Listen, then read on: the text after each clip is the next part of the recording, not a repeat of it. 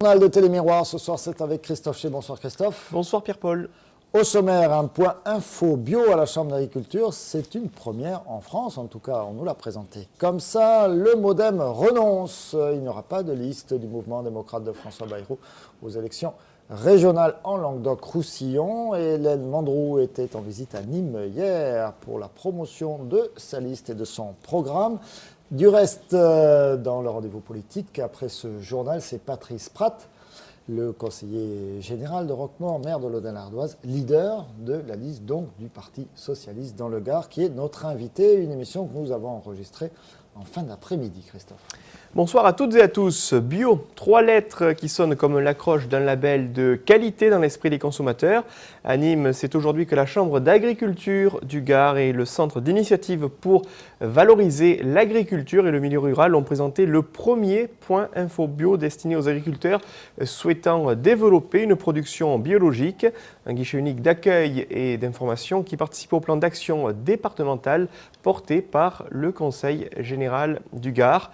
Les explications d'Olivier Michel dans ce sujet. Le boom du bio force les agriculteurs à se reconvertir. C'est pour faire face à leur demande croissante d'informations sur l'agriculture biologique que le point Info Bio a été créé à la Chambre d'agriculture du Gard. Sorte de guichet unique, il apporte aux producteurs informations, démarches et suivi. Nous avons des techniciens au niveau des filières, puis nous avons aussi sur le point économique l'analyse des coûts, en fait, selon où se situent les personnes, si elles sont propriétaires, si elles ont un projet qui soit très important, peu important, si c'est de la diversification de cultures ou si elles partent sur une seule et même culture. Et puis après, il y a une aide effectivement sur des dossiers conversion et puis sur des dossiers PAC. Qui sont un petit peu difficiles à constituer au départ et la Chambre d'agriculture vient en aide à ces montages de dossiers. Aujourd'hui, les 450 producteurs bio gardois classent le département au 2e rang national. Et même si ces producteurs bio ne représentent que 5% de tous les producteurs gardois, ce chiffre est en évolution constante et peut faire courir un risque, celui de voir le marché se saturer. Le bio est un créneau à prendre, mais pas pour tous. Ah, le bio, c'est bien, oui, il faut développer l'agriculture biologique dans ce département, mais il faut l'organiser aussi. Il y a eu beaucoup de conversions ces derniers temps, l'agriculture biologique. Maintenant, il ne faut pas faire l'erreur du conventionnel, il va falloir organiser l'offre, notamment en matière de vin, même de fruits et légumes et autres, pour qu'elle soit cohérente, parce que dans quelques années, si on développe aussi fortement l'agriculture biologique sans l'organiser, on va se planter. Financé par le Conseil général dans le cadre de son plan d'action bio, le point Info Bio n'est pour l'heure ouvert que les mardis sur rendez-vous, mais n'en reste pas moins une première nationale. Et Christophe, vous allez ouvrir une page politique avec le MoDem qui renonce. Et comme chaque lundi, Pierre-Paul, en effet, depuis quelques semaines, déjà l'actualité est marquée par un nouveau rebondissement dans le feuilleton de la campagne pour ces élections régionales 2010 qui se dérouleront, je vous le rappelle, les 14 et 21 mars prochains, désignés par les militants régionaux du mouvement démocrate à Languedoc-Roussillon. Marc Dufour et Éric Firoud ne se lanceront finalement pas dans la bataille électorale alors qu'ils souhaitaient encore le faire la semaine dernière. Il y aura bien une liste au régional menée par un candidat Génération Écologie. Il s'agit de Patrice Drevet. Une décision qui laisse un goût d'amertume à Éric Firoud qui devait mener la liste départementale du MoDem. Je vous propose de l'écouter au micro de Pierre-Paul Castelli sur des images de Robin Marchand. Non, la liste des Languedoc-Roussillon n'a pas été déposée, ce qui nous met dans une situation suivante. Nous sommes très tristes de ne pas pouvoir défendre notre projet devant les électeurs du Languedoc-Roussillon, très triste par rapport aux coulissiers de l'ensemble du Languedoc, nous étions tous prêts à faire campagne, et très triste pour moi parce que je ne peux pas défendre mes idées et mes valeurs. Qu'est-ce qui finalement a été déterminant au point de renoncer ? Disons que François Bayrou est venu la semaine dernière nous expliquer de manière très claire qu'il fallait réunir ceux qui étaient épars, c'est-à-dire retrouver un peu les copines qui étaient partis, suivre Drevet, suivre d'autres pistes. Donc nous rassembler en clair, nous rassembler. Nous sommes entièrement d'accord pour nous rassembler. Les propositions ont été faites, ont été acceptées dans tous les départements. Mais il s'avère que dans le Gard, le mouvement du Gard a refusé de discuter quoi que ce soit. Philippe Bertel n'a pas voulu du tout discuter, ce qui a fait tout capoter. Et lorsqu'il y a un département qui refuse ce qu'on lui propose, c'est l'ensemble du Languedoc-Roussillon qui en pâtit. Il n'y aura donc pas de liste MODEM à ces élections régionales. C'est le titre du communiqué de presse qui nous est parvenu émanant du mouvement démocrate régional, donc de Marc Dufour. À noter que Samuel Serre, qui est également au MODEM, lui part avec Patrice Drevet sur la liste donc Génération Écologie. Samuel Serre, ancien candidat aux élections municipales de Saint-Gilles. Et à gauche de l'échiquier politique, alors que Georges Frêche continue de faire parler de lui, le Parti socialiste se met en ordre de bataille, notamment derrière Hélène Mandroux en Languedoc-Roussillon. La maire socialiste de Montpellier qui était présente hier matin aux Halles de Nîmes pour aller à la rencontre des électeurs, aux côtés de ses colistiers gardois, au premier rang desquels figure Patrice Pratt, maire de Lodin et conseiller général sur le Gard rhodanien.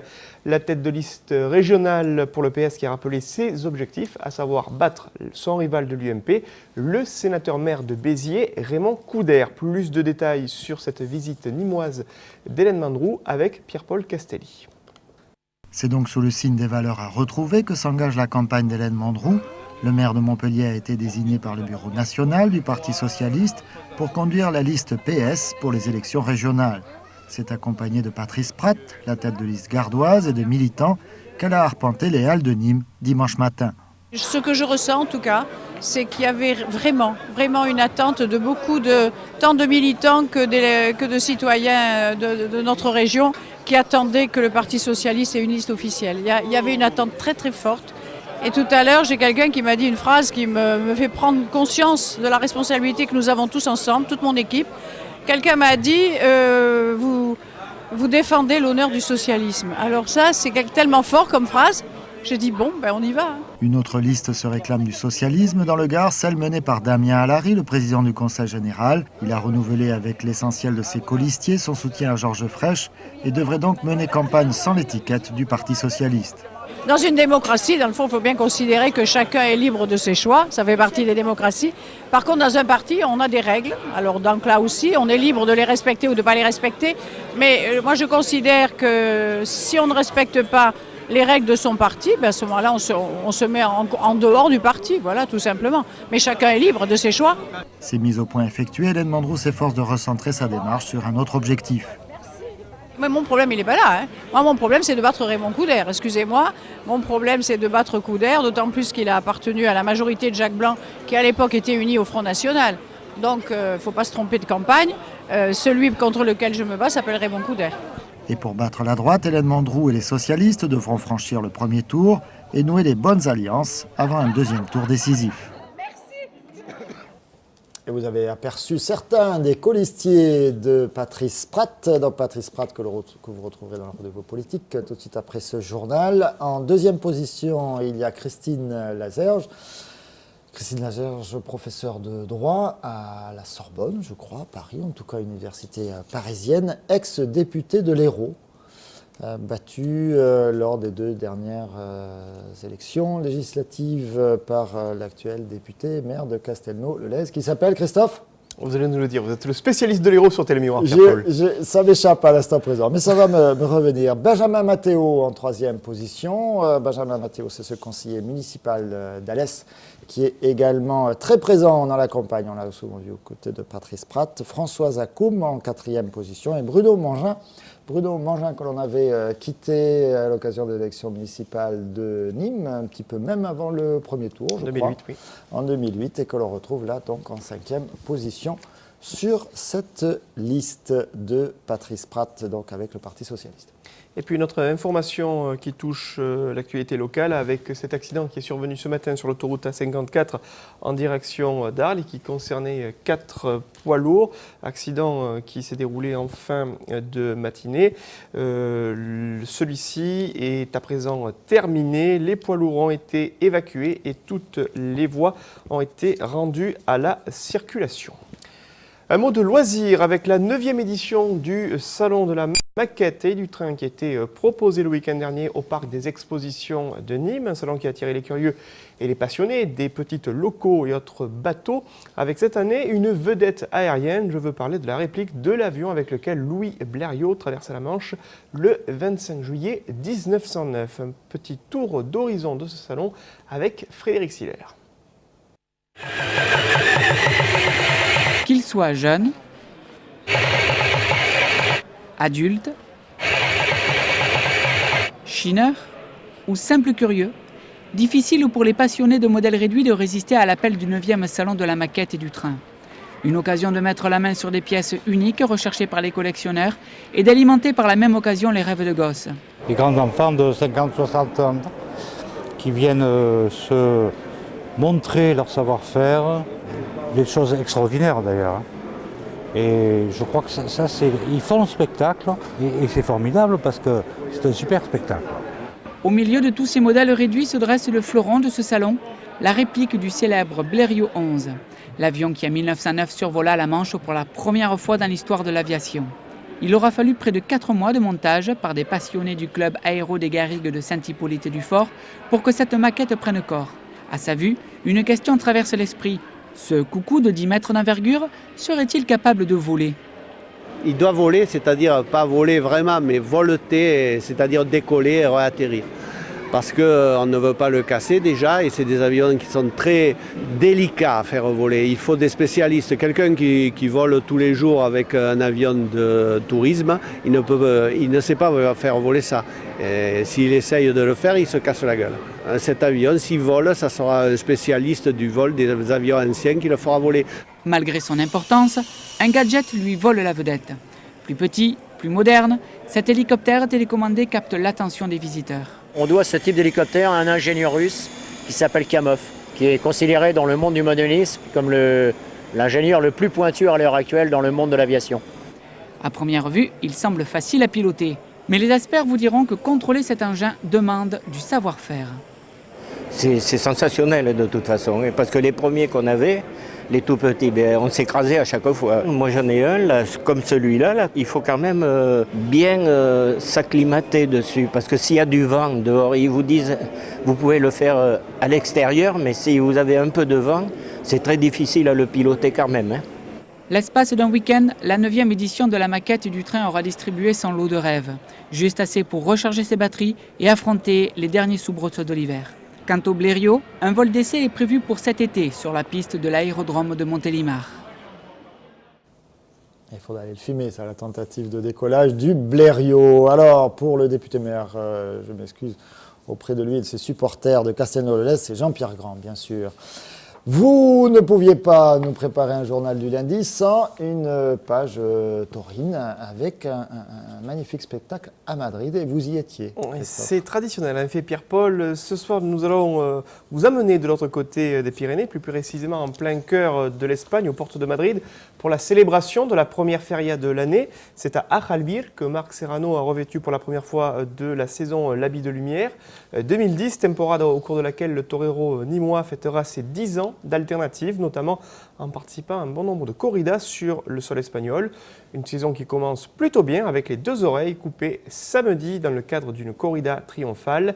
La caméra de Télémiroir était bien évidemment présente. Des Français aux portes de Madrid, preuve d'une afition qui n'a pas peur des basses températures. Bravant un mercure flirtant avec les 0 degrés, plusieurs aficionados nîmois ont avalé en l'espace d'une journée les 970 km séparant Nîmes d'Ajalbir afin de soutenir Marc Serrano lors de la corrida de clôture du cycle de la San Blas, première feria espagnole sur le calendrier de la temporada européenne. Passé au polaire pour le torero nîmois qui partageait l'affiche avec Sánchez Vara, originaire de Guadalajara, et Andrés Palacios, jeune matador en provenance d'Albacete et qui effectuait lui aussi sa présentation au pied de la chaîne montagneuse de la Cabeza Gorda. En piste, les taureaux d'Alberto Mateos Arroyo ont pleinement permis aux toreros de s'exprimer. Leurs origines baltasaribanes se traduisant par une noblesse affirmée, favorisant la sortie en triomphe des 3 matadors de toros. Face au lot le moins évident, Marc Serrano a montré toute sa décision, obtenant chaque fois l'oreille de ses 2 adversaires dans un contexte de transmission avec le public parfois difficile. Ça a été une corrida dans l'ensemble très intéressante, bien qu'il y ait eu pour moi 2 corridas, c'est-à-dire il y a eu mon lot qui a été, je crois, le lot un peu plus compliqué, ainsi que le premier taureau de Sánchez Vara, et après il y a eu 3 autres taureaux qui ont été beaucoup plus, on va dire, qui ont permis d'un taureau qui a été indulté au taureau d'un peu plus s'exprimer. L'apogée de la course est intervenue au 5e taureau, baptisé Lisonjeador, et doté d'une divine noblesse dans la muleta de Sánchez Vara. Une qualité qui a conquis les rares spectateurs présents sur les gradins qui ont réclamé la grâce du taureau, finalement accordée à l'issue d'une faine des plus enjouées de la part de Sánchez Barra. Andrés Palacios se démarquant par la classe affirmée de son toreo devant le 3e exemplaire de l'après-midi, dépossédé de ses 2 oreilles. Je crois que c'était une belle après-midi, dans l'ensemble où tous les 3 taureaux ombre, sur le Ganadeiro qui annule un taureau. Pour les spectateurs, ça a été une après-midi intéressante. Sánchez Barra, c'est pas la première sortie ombreuse qu'on a eu l'occasion de partager. Par contre, avec Andrés Palacios, c'est la première fois. Je le retrouve d'ailleurs à un tour le 20 mars et c'était une belle fin d'après-midi. Et Christophe, le prochain contrat pour Marc Serrano, ce sera À On Tour, le 20 mars prochain. C'est ce qu'il a dit, hein. C'est exactement voilà, ça. Ben forcément, je et que l'on préparais ma retrouvera question, à Valsaïne début mai. Et il est présent également sur les grandes férias françaises. Il espère bien évidemment être présent à Nîmes pour ses 10 ans d'alternative Il ne sera pas au mois de mai à prochain. Non, il n'est pas annoncé du côté d'Arles. En revanche, il y a des cartels qui ont été annoncés le week-end dernier. On y reviendra dans notre édition demain, c'est les cartels de Saint-Martin-de-Crau, avec une novia de concours d'élevage français notamment, et puis une corrida avec Mehdi Savali, Julien Lescari et Alberto Aguilar.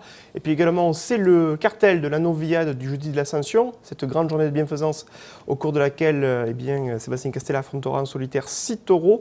En matinée, 6 élevages français offriront chacun un taureau pour un cartel composé par Thomas Joubert, Thomas Dufaux, ainsi que Patrick Oliver. Merci pour toutes ces précisions, ces détails empreints d'intérêt. Merci beaucoup, Christophe. Merci à vous, Pierre-Paul. Et on se retrouve tout de suite après pour cette émission enregistrée, cette interview enregistrée de Patrice Pratt dans le rendez-vous politique. Et puis demain soir, c'est bien sûr Noir et Blanc, 18h30 avec le 2e épisode, c'est ça, oui, de ce tour avec Jean Lafont, le grand manadier, et puis le journal de nouveau à 19h30 avec vous, Christophe. Mais sans Patrick Mallet. Sans Patrick Mallet, puisqu'il est allé au camp pour Patrick Mallet. Il prépare la 200e aussi. Et il prépare la 200e. Attention, ça va chauffer. Allez, en trêve de plaisanterie, merci encore à tous de votre fidélité. Vous nous retrouvez également sur télémiroir.com. À très bientôt sur Télémiroir.